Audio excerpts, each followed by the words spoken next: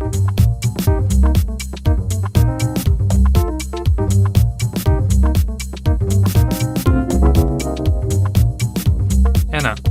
transforming knowledge into practice. One thing that we've been exposed to during this tour of Japan is different management principles or aspects. Can you comment a little bit about what you're seeing the difference between what we would term as Western style versus Eastern style values, or the way that people manage or support their employees? I find to start off with, I just find the phrase Western style versus Eastern style kind of interesting. So I don't believe that's the important factor. There may be perhaps a stereotype or a trend for that. I'm not quite sure what the statistics are, but because we know that there are companies within Japan and other Asian countries, for example. Actually, we know specifically there are like Korea and Thailand, whatever. There are situations there where it's different. It's very similar to what we might call Western style now. Mm-hmm. Obviously, by definition, it's not Western style. So I think it's important to separate that out. There is what we've seen here is really the difference between, I think, treating people as if they were a resource, so something you build up, but they're useful in a context, and that's it. You see them as a material or a tool, as opposed to seeing people as something that it's seeing people as people. I would say see people as people, and you are developing them because that's really the purpose of your organization, is to create a place where people can be it's almost kind of strange thing to say, touchy-feely, be the best that they can be, right? And from there, if you have that environment, that's where the profitability and all the economic benefits come from.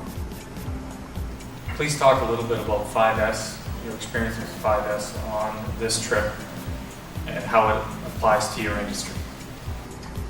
I think when I initially learned about 5S, I thought it doesn't really apply to me because it tends to be more about the physical space, and I don't really work in the physical space, even though there are some ergonomic issues with that. But mostly the things are in a virtual space, so I didn't think that was that relevant. It was interesting to learn about, just to essentially complete my understanding of Lean as it is.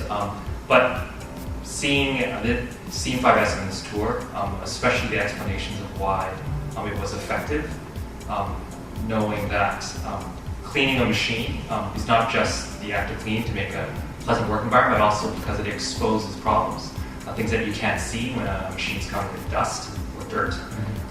Then that triggered the thought that we do similar activities in software development. So given a code base, I know that I can write that or essentially allow it to degrade to an extent that coming back to it, I won't be able to see problems. Like the complexity of how the code is structured can be enough that we no longer see issues.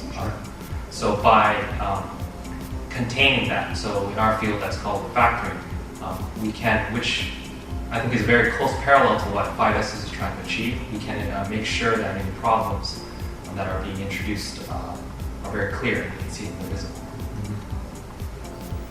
Talk a little bit about the access you've had to managers, to executives here on the tour.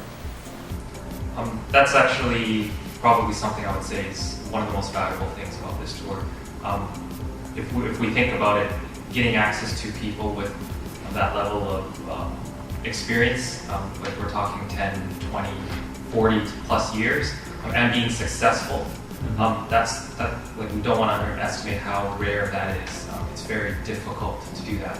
You may run into successful people, but they don't necessarily have the longevity that we see with some of the people we've met here.